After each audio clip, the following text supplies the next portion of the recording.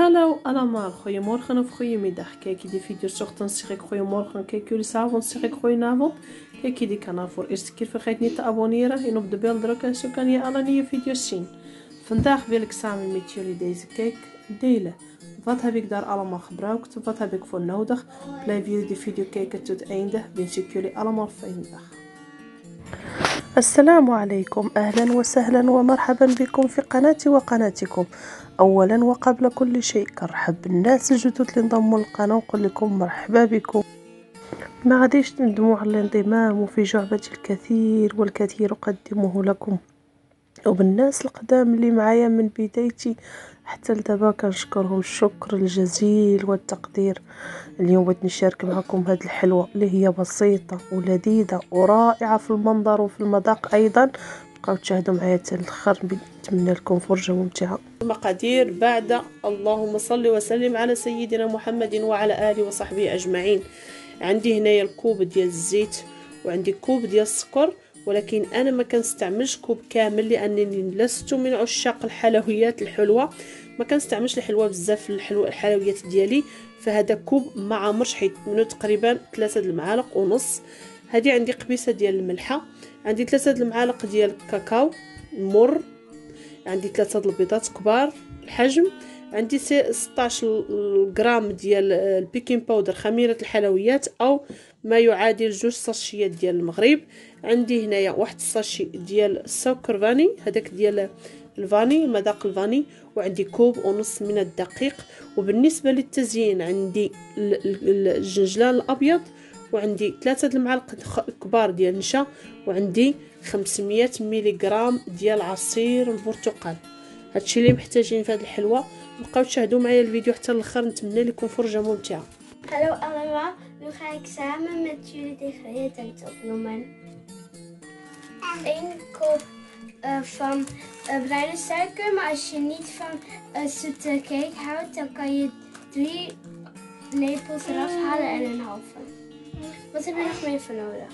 Je hebt een snufje zout voor nodig, 1 kop olie en je hebt 3 grote lepels van cacaopoeder. Je hebt hier 16 gram bakpoeder.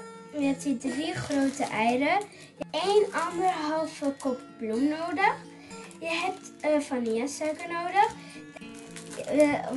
Wat ik allemaal nu heb genoemd, gaan we gebruiken om de cake zelf te maken. En nu laat ik jullie zien wat hebben we nodig wat heb je ervoor nodig om de cake te versieren. Je hebt 500 milligram van sinaasappelsap. Je hebt witte sesam en je hebt 3 grote lepels maïzena nodig. الاول غادي ندير ديك القبصه د الملحه والسكر والبيض، وغنضرب المقادير كلهم مع بعضياتهم حتى يضاعف الحجم، ومن بعد نزيد المقادير الاخرى ان شاء الله. Eerst ga ik die, ik heb de zout en de suiker en de eieren, die ga ik allemaal goed met elkaar mixen en dan ga ik de andere ingrediënten nog bij toevoegen inshallah.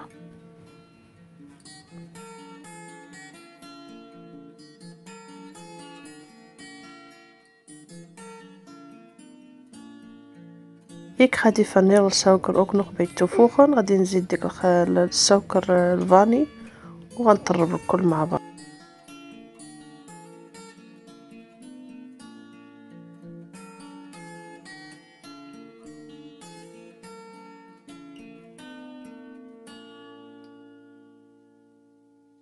بعد ما طربت البيض والفاني، بعد ما طربت الكل في هذه الاثناء غادي نزيد الكاكاو المر او الحلو، لكم حرية الاختيار.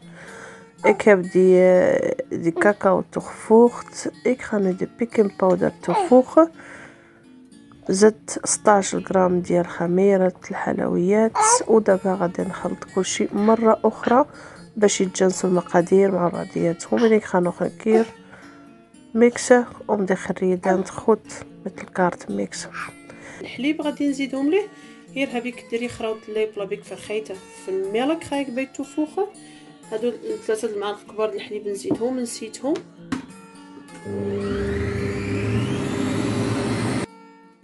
الفرن درتو على 200 درجه، ولكن فاش غادي نحط الكيك غادي نرجعو على 180 درجه. Die oven heb ik op 200 graden, maar als ik ga die cake ga ik op 180 graden doen.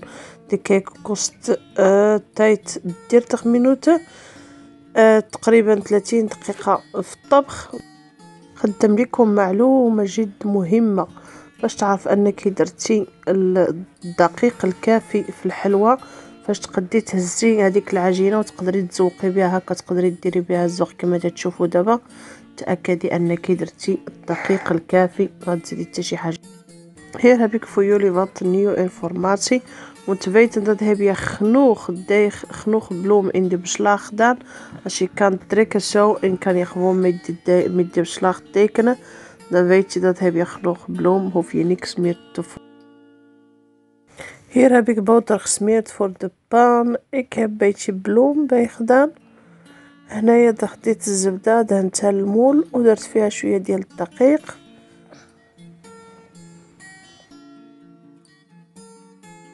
Bij die pan die gaat in de oven heb ik hier boter gesmeerd, heb ik sesam in gedaan, heb ik ook boter hier gesmeerd. Ga ik ook sesam in doen.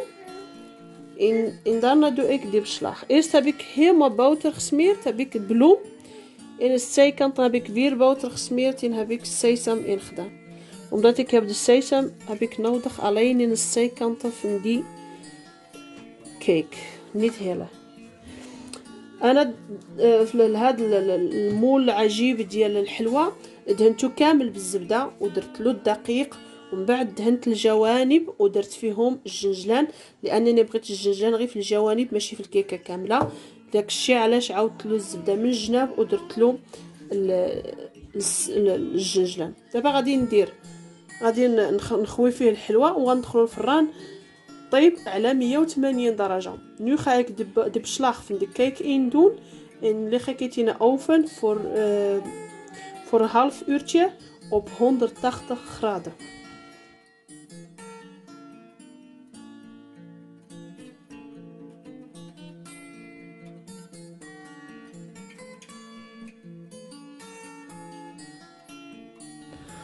عندي نص كوب ديال السكر، 3 المعالق د المايزينا، 500 ملغ د عصير البرتقال. Ik heb 3 lepel maizena en 3,5 kop suiker en 500 milligram sinaasappelsap. Maar voor mensen die houden niet voor zoet, ik heb zelf als mij, ik heb alleen 3 lepels suiker voor gekozen. Dus heb ik niet half kop suiker bij gedaan. Ik ga بالنسبة أنا درت هنايا نص نورمال نص كوب ديال السكر، ولكن أنا استعملت 3 معالق فقط من السكر، لأني لست من عشاق أكل كما قلت لكم من قبل تكون الأشياء حلوة بزاف ما كتعجبنيش، فأنا كيعجبني يكون شوية مسوس. استعملت 3 المعالق فقط، ولكم حرية الاختيار. أنا ناخذ المايزينا والسكر وشوية قليل جدا من العصير البرتقال، ونخوط المقادير مزيان مع بعضياتهم حتى يتجانسوا، ومن بعد نضيف الكمية المتبقية من عصير البرتقال. Ik heb klein beetje sinaasappel bij in een pan gedaan. Ik heb maizena en suiker heb ik even goed met elkaar geroerd. Na die dingen even goed met elkaar geroerd, voeg je de rest van sinaasappel bij. En ik ga op de gas doen op hoog vuur. Eerst doe je op de hoog vuur en blijf je gewoon roeren. Als het begint een beetje dik te worden, doe je de gas een beetje minder op laag vuur. En dan blijf je roeren tot het helemaal dik wordt, zo'n dik beslag krijgt. الأول غادي نديرو على الغاز مرتفع، ونبقى مع الاستمرار في التحريك حتى نحصل على قوام متجانس. ومن بعد نقص على الغاز ونخليه على حرارة جد منخفضة باش ما يتحرق ليش من التحت، ونبقى مع استمرار في التحريك حتى نحصل على القوام او القوام المتجانس اللي انا بغيت نوصل له. Ik blijf gewoon roeren op hoog vuur tot een beetje de beslag een beetje dik zoals jullie het zien nu in de foto. En dan doe ik de gas een beetje minder op laag vuur en ik blijf gewoon roeren tot hij dik, de beslag dik wordt. Als zo dik is, toevoeg ik gewoon een grote lepel boter. En blijf ik roeren tot helemaal die dingen geridend goed met elkaar. En laat ik een beetje afkoelen. En dan kan ik die cake decoreren. من بعد ما تجانست عندي المقادير ولا عندي الخليط شويه متجانس، غنزيد له معلقه كبيره ديال الزبده اللي هي كتعطيه مذاق وتتعطيه ايضا لمعان. وغادي نطرب حتى يتجانسوا المقادير مع بعضياتهم ونطفي عليه ونخليه شويه يرتاح. ومن بعد نذوق به الحلوه ديالنا. Voor de boter, waarom toevoeg ik die boter? Ten eerste geeft het mooi glanskleur en ten tweede geeft ook lekkere smaak in.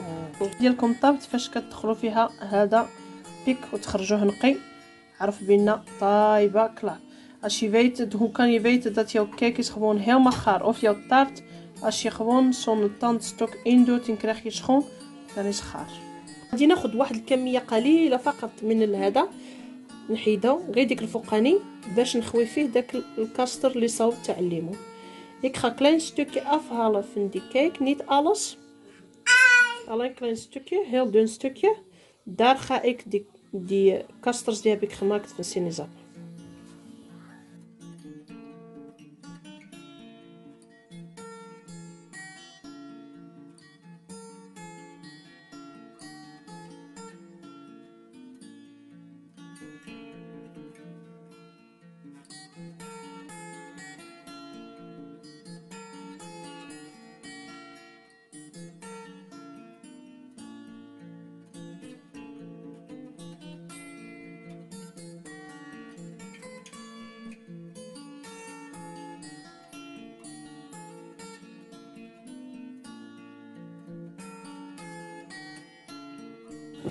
رحت على حسب الاضاءه.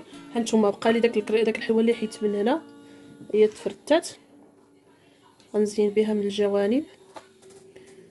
Die cake die hebben wij van binnen gepakt, even kruimels gemaakt. Wij gaan die zijkanten even decoreren.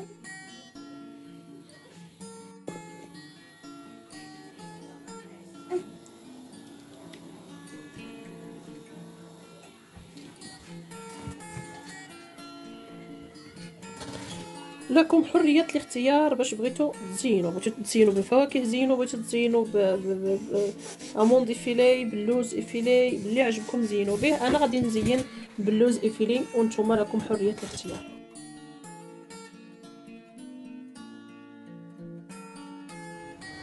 Dat was de resultaat. Ik heb met amandel-effilé van de zijkanten en de rest van die cake die heb ik vanmiddag gehaald. En bosbessen, de blauwe bosbessen. Dat was het. Ik heb het een half uurtje in de koelkast en daarna heb ik het gepakt. Het was echt heel lekker in de smaak. Lekker. Mooie decoratie. Dit cake is de eerste keer op YouTube en vooral op mijn kanaal. Vergeet niet te delen. Vergeet niet te delen met vrienden en familie. Dankjewel voor kijken. Dankjewel voor volgen. Bedankt voor jullie comments. Bedankt voor jullie likes. En tot de volgende video inshallah. مع السلامة. دودو. هذه هي النتيجة اللي حصلت عليها من بعد ما بردات. أنا زوقتها بلاموند إفيلي ومن الجناب بالكيكة اللي حيت من الوسط. وفي هذا درت لي هذاك التوت الاسود او التوت الازرق. وانتم لكم حريه الاختيار باش بغيتو تزينوا. كنتمنى الوصفه عجبتكم وغادي تجربوها. هاد الوصفه لاول مره على اليوتيوب وحصريا على قناتي، لم يسبق لاحد ان عملها في اليوتيوب. كنتمنى انكم تجربوها وتبارطاجيو الفيديو مع الأصدقاء والأحباب باش تعم الفائدة على الجميع. شكرا لكم على المشاهدة وشكرا لكم على المتابعة. تركتكم بين أيادي الرحمن ليرعاكم وأنهيها بتحية الإسلام. السلام عليكم.